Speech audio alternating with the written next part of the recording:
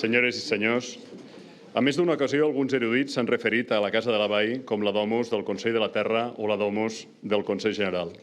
Algú hi podria veure un punt de petulància en l'ús d'una paraula llatina per designar una cosa tan aparentment normal i quotidiana com una casa.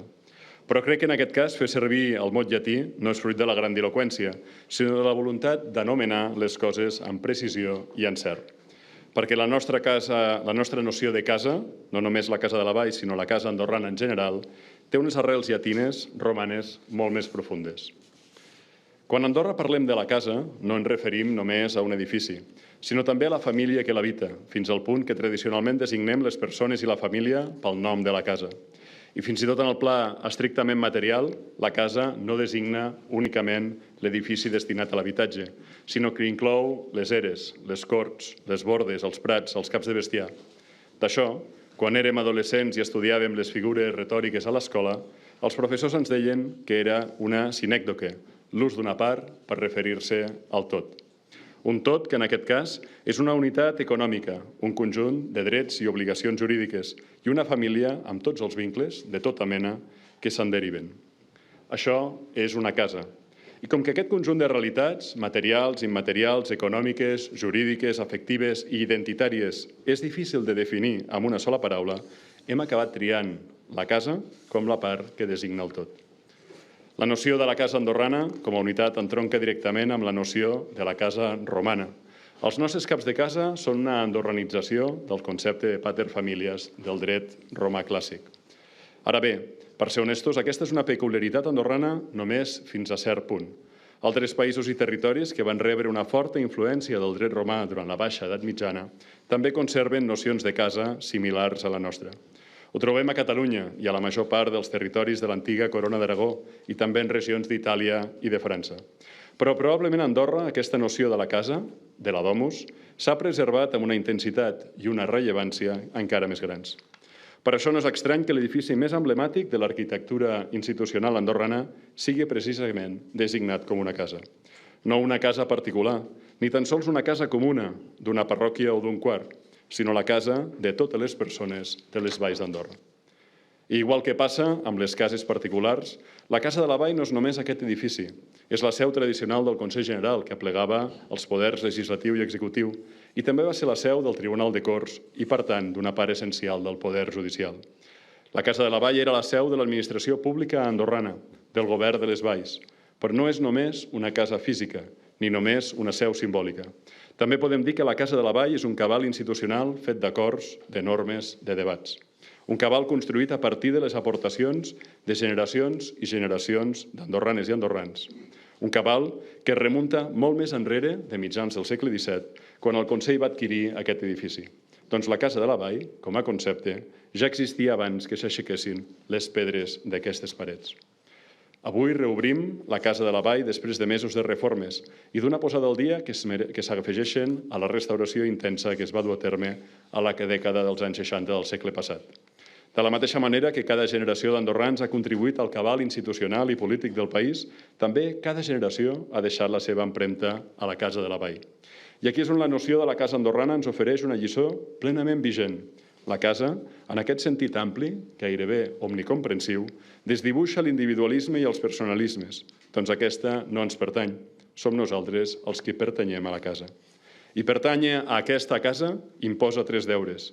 Recollir el cabal rebut de les generacions precedents, administrar-lo amb seny i transmetre'l a les generacions futures en condicions iguals o millor de les que el vam rebre.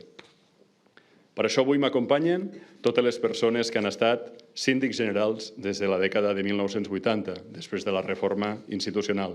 M'acompanyen, doncs, tots els síndics des que aquesta figura va passar a ser el que és avui, el cap i el representant del poder legislatiu i de la institució que emana directament de la sobirania popular, el Consell General. Si el que fem avui és una posada al dia de la Casa de la Vall, qui millor per a protagonitzar aquest acte que tots els síndics que representem el temps present. Des de Francesc Cerqueda, primer síndic després de la separació de poders entre el legislatiu i l'executiu, passant per la memòria de Josep Maria Beal, l'únic que malauradament ja no és entre nosaltres, que juntament amb el síndic Albert Gelabert va guiar la institució durant els anys intensos i en part convulsos del procés constituent, procés que va culminar amb Jordi Farràs, el síndic de la Constitució. També ens acompanya Josep Dalleres, síndic en la primera legislatura constitucional i 15 anys més tard, entre 2009 i 2011, el meu primer síndic, quan vaig jurar per primera vegada al càrrec de conseller. Francesc Areny, síndic en els anys de canvi de segle i de mil·lenni, en una etapa marcada per l'estabilitat i la consolidació del nou règim constitucional. El síndic Joan Gabriel, que va saber exercir la conciliació i el consens tant en la sindicatura com des dels escons de l'hemicicle, des de la majoria i també des de l'oposició. Vicenç Mateu, de qui vaig ser alumne com a secretari de la sindicatura i que va ser el primer síndic amb més de 3 segles a dirigir els debats fora de la Casa de la Vall, a la nova seu del Consell General. I finalment, Roser Sunyer, que potser si hagués exercit el càrrec al segle XXII, seria recordada com una síndica amb una gran capacitat de reflexió i un instint notable per interpretar el seu temps, però que serà recordada sobretot per una fita d'una importància cabdal per Andorra, haver estat la primera dona al capdavant d'aquesta institució secular. En aquesta institució vella de segles, aquestes 9 persones que he esmentat i jo mateix representem el temps que ens ha tocat viure. Avui som la cara visible de les moltes persones que han contribuït a donar forma a l'Andorra actual. Per això volia comptar amb la presència d'aquestes 8 persones i amb la memòria viva del síndic Beal, perquè és la millor manera d'exemplificar que la Casa de la Vall no pertany a ningú i que som nosaltres els que d'alguna manera formem part de la Casa de la Vall.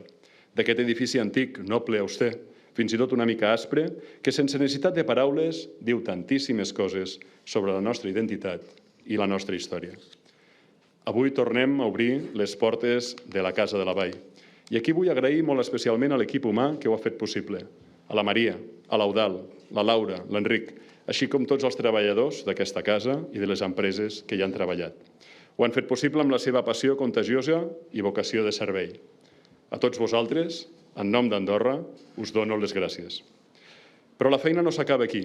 Durant l'any 2026 tindrà lloc una nova tongada de treballs amb la restauració exterior i la museïtzació del cap de casa. L'objectiu és crear un espai que expliqui a les noves generacions, a les persones nouvingudes i a tots els que ens vulguin visitar aquesta institució, que és una pedra angular del passat i del present d'Andorra, que volem que continuï sent una part indestriable del nostre futur, que és, sens dubte, el bé patrimonial més important del país i que voldríem també que fos, i ho podem recordar avui, patrimoni de la humanitat. Perquè allò que ens fa genuïns i ultralocals també ens ha de servir per projectar-nos i fer-nos universals. Us dono la benvinguda a casa vostra, a la Casa de la Vall. Moltes gràcies, senyors síndics, i moltes gràcies a tots i a totes per la vostra presència avui aquí.